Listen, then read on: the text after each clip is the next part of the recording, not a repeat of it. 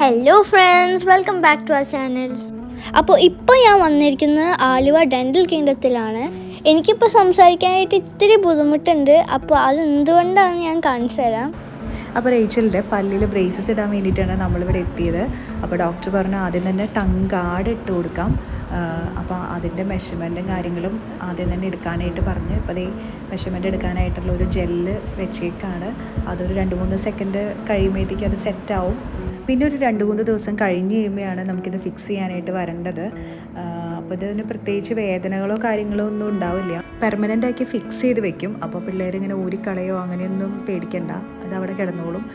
പിന്നെ അവർക്ക് സംസാരിക്കാൻ മാത്രമാണ് കുറച്ച് ബുദ്ധിമുട്ടുണ്ടാവുക. ആദ്യത്തെ ഒരു 2-3 ദിവസമാണ് കുറച്ച് ബുദ്ധിമുട്ടുണ്ടായിരുന്നത്. അപ്പോൾ കുറേ പേരൊക്കെ ചോദിച്ചു ബ്രേസസ് ഇടാൻ ടൈം ആയോ എന്നൊക്കെ ചോദിച്ചു. അപ്പോൾ ഇപ്പോൾ മോള് 8ലേക്കാണ്, 13 ഇയേഴ്സാണ്.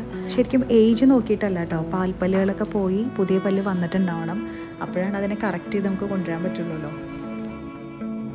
കണ്ടോ, ഇതുപോലെ ഒരു ഗേറ്റ് പോലെ തന്നെ ഇരിക്കും ഈ ടങ് ഗാർഡ് എന്ന് പറഞ്ഞാൽ. നാവ് വെച്ചിട്ട് തള്ളാതെ പല്ലുകളെ ഒന്ന് സേഫ് ആക്കുന്ന മെത്തേഡാണിത്.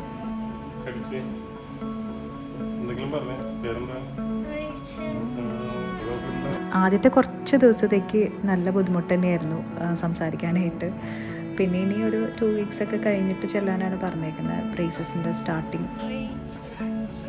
അപ്പോൾ മൂത്ത മോനെയും കാണിക്കുന്നത് ഇവിടെ തന്നെയാണ്, ഡെൻ്റൽ കിങ്ഡത്തിലാണ്. ഇതാണ് ഞങ്ങളുടെ doctors, doctor Liju, doctor Anju. വളരെ ഫ്രണ്ട്ലി ആയിട്ട് കുഞ്ഞു കുട്ടികളെ പോലും നമുക്ക് ധൈര്യമായിട്ട് കൊണ്ടുവരാം. റിച്ചുവിനെയും റോണിനെയൊക്കെ കുഞ്ഞിലേ തൊട്ട് കാണിക്കുന്നത് ഇവിടെ തന്നെയാണ്.